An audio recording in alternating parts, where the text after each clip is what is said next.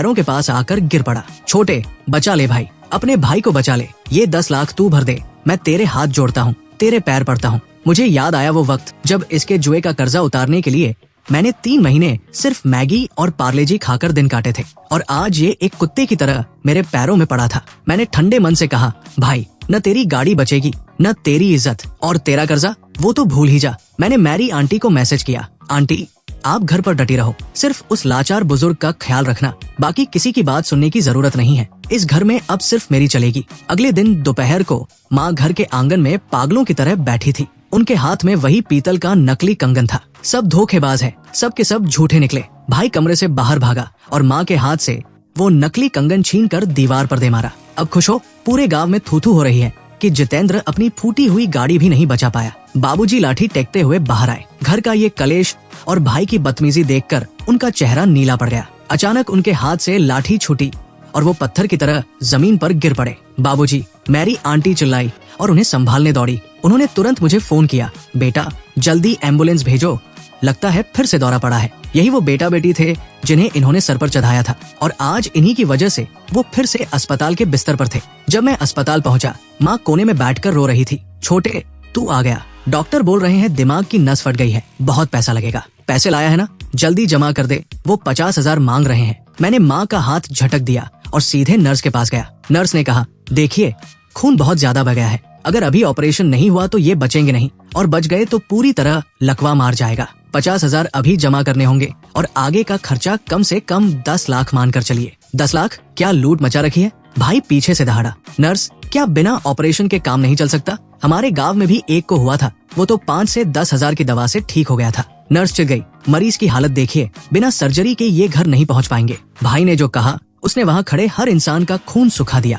बोला, नहीं बचे तो न सही, वैसे भी 70 साल के हो गए हैं, ऊपर से शुगर और बीपी है। अगर 10 लाख लगाकर बचा भी लिया और कल को ये बिस्तर पर पड़े रहे तो इनकी टटी पेशाब कौन साफ करेगा? हमारे पास 10 लाख नहीं है कुएं में फेंकने के लिए। पूरी गैलरी सन्न रह गई। माँ ने कांपती आवाज में पूछा, ये तू क्या बोल रहा है? भाई की आंखों में दरिंदगी थी। मैं सच बोल रहा हूँ, छोटे के पास पैसा है, पर वो पैसा मेरी गाड़ी छुड़ाने के काम आएगा। एक मरते हुए बुढ़े के चक्कर में हम अपनी जिंदगी नर्क नहीं बना सकते। इसे कुदरत का फैसला समझो और इलाज रहने दो। तभी दीदी का फोन आया, छोटे मुझे पता चला बाबूजी की तबीयत खराब है, पर देख मैं अभी शहर से बाहर हूँ, आ नहीं पाऊंगी, तू देख लेना। और हाँ, पैसों का तो तुझे पता ही है, तेरा जीजा बहुत तंगी में है। मैंने फोन जेब में रखा। डॉक्टर बाहर आए, फैसला हुआ, साइन कौन करेगा? भाई बेंच पर पैर फैलाकर बैठ गया। मैं नहीं करूंगा, हमारे पास पैसे नहीं है। डॉक्टर ने पूछा, तुम बड़े बेटे हो, तुम नहीं करोगे तो कौन करेगा? मैंने कह दिया ना, जो होगा देखा जाएगा, हम सिर्फ दवाइयाँ दिलाएंगे, ऑपरेशन नहीं। मैं हंस पड़ा, मेरी आंखों से आंसू निकल रहे थे। मैंने मन ही मन कहा, बाबूजी देख लो, जिस बेटे के लिए तुमने मुझे ठुकराया वो तुम्हारी मौत का इंतजार कर रहा है। मैंने कहा, मैं साइन करूंगा। तू क्यों करेगा? तेरे पास फालतू पैसा है क्या? भाई चिढ़ा, देख ले छोटे, ये पैसा तू अपनी मर्जी से दे रहा है, घर का कोई बंदा तुझे फूटी कौड़ी वापस नहीं करेगा। इससे अच्छा ये पैसा मुझे दे दे, मैं गाड़ी छुड़ा लूंगा, दफा हो जा यहाँ से। मेरी दहाड़ सुनकर भाई की सिट्टी पिट्टी गुम हो गई। मैंने कार्ड स्वाइप किया, पूरे 5 लाख काट लो, सबसे बढ़िया इलाज चाहिए। भाभी वो रसीद देखकर जल भुन गई। 5 लाख? अरे नाश पिटे, अस्पताल को दान दे दिए पर अपने भाई की मदद नहीं की। ऑपरेशन थिएटर की लाइट जल उठी। मैंने इन अपनों की तरफ देखा और कहा, सुन लो सब, ये पैसा मैंने बाबूजी को उधार दिया है, तुम लोगों से मेरा कोई लेना देना नहीं है। आज से 2 प्रोफेशनल नर्स 24 घंटे उनकी सेवा करेंगी। तुम में से कोई भी उनके इलाज के पैसों को हाथ नहीं लगाएगा। भाई चिल्लाया, तू हमें बाहर निकालेगा? मैं बड़ा बेटा हूँ। मैंने अपना फोन निकाला और वही रिकॉर्डिंग तेज आवाज में चला दी। नहीं बचे तो न सही,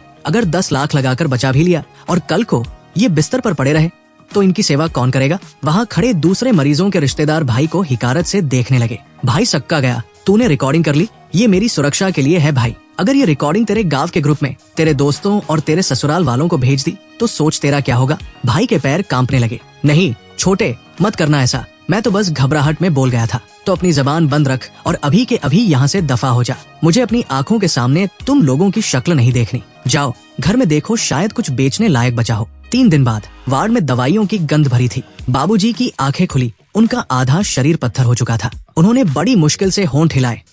बिट्टू, बड़े भाई का नाम। बाबूजी, आप भाई को ढूंढ रहे हैं? वो बहुत व्यस्त है, वो हिसाब लगा रहा है कि आपकी दवाइयों के पैसे कैसे बचाए जाएं और गाड़ी कैसे छुड़ाई जाए। बाबूजी की आंखों में यकीन नहीं था। मैंने आखिरी बार वो रिकॉर्डिंग उनके कान के पास चला दी। 70 साल के हो गए हैं, मर गए तो मर गए, 10 लाख कुएं में क्यों फेंकना। भाई की वो जहरीली आवाज सुनकर बाबूजी का हाथ कांपने लगा। उनकी आंखों से टप टप आंसू गिरने लगे। मैंने फोन जेब में रखा और कहा, दीदी भी शहर छोड़कर भाग गई है ताकि उन्हें पैसे न देने पड़े। बाबूजी, आपके इलाज में अब तक मेरे 11 लाख लग चुके हैं। मैं आपको मौत के मुंह से खींच कर लाया हूँ, जबकि आपका वो लाडला बेटा चाहता था कि आप ऑपरेशन टेबल पर ही दम तोड़ दे। बाबूजी ने अपनी फटी आंखों से मुझे देखा। आज उन्हें समझ आ गया था कि सपूत कौन है और कपूत कौन। उनकी वो बेबसी और पछतावा ही उनका सबसे बड़ा दन था। मैंने खिड़की के बाहर देखा। अब न कोई रिश्ता बचा था, न कोई उम्मीद, बस एक कड़वा सच था जिसे मैंने 11 लाख देकर खरीदा था। अपनी आजादी और एक साफ सुथरा सच। बाबूजी का हाथ बुरी तरह कांप रहा था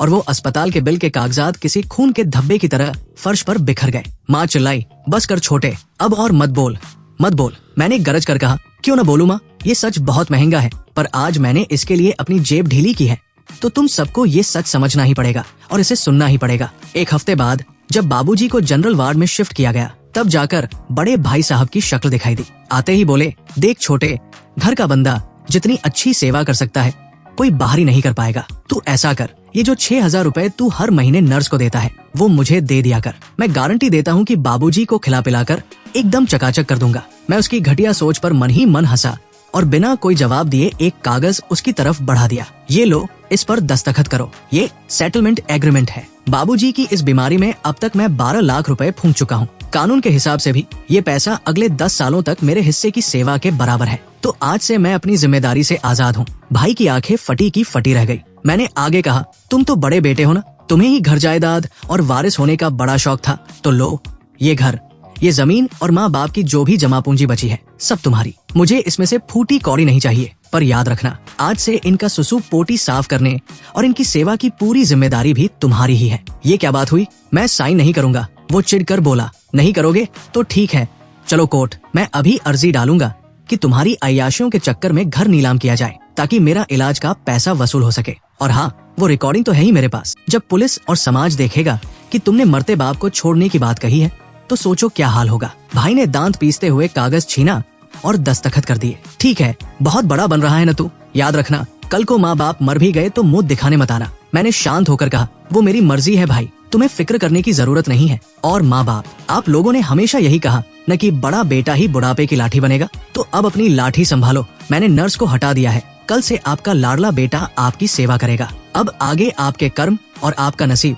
गुड लक। उस दिन 20 सालों से मेरे सीने पर जो बोझ था वो हमेशा के लिए उतर गया। 3 साल बीत गए। मैं अपनी नई काली और दमदार एसयूवी लेकर गांव की उसी पुरानी और टूटी फूटी सड़क से गुजर रहा था। खिड़की के बाहर सब्जी मंडी का शोर था। तभी मेरी नजर सड़क किनारे बैठी एक औरत पर पड़ी। उसके बाल बिखरे हुए थे, कपड़े मैले थे और वो 3 साल पहले के मुकाबले 10 साल ज्यादा बूढ़ी लग रही थी। वो मेरी बड़ी भाभी थी। वो एक सब्जी वाले से 2-4 रुपयों के लिए बुरी तरह उलझ रही थी और गिड़गिड़ा रही थी। पास खड़े कुछ लोग आपस में कानाफूसी कर रहे थे। अरे, ये वही है ना उस जीजी वाले घर की बड़ी बहू। बेचारी का नसीब ही फूट गया। सुना है इसका आदमी दिन भर दारू पीकर इसे पीटता है। घर में लकवाग्रस्त बुड्ढा पड़ा है और पूरा खानदान अब कबाड़ बीन कर गुजारा कर रहा है।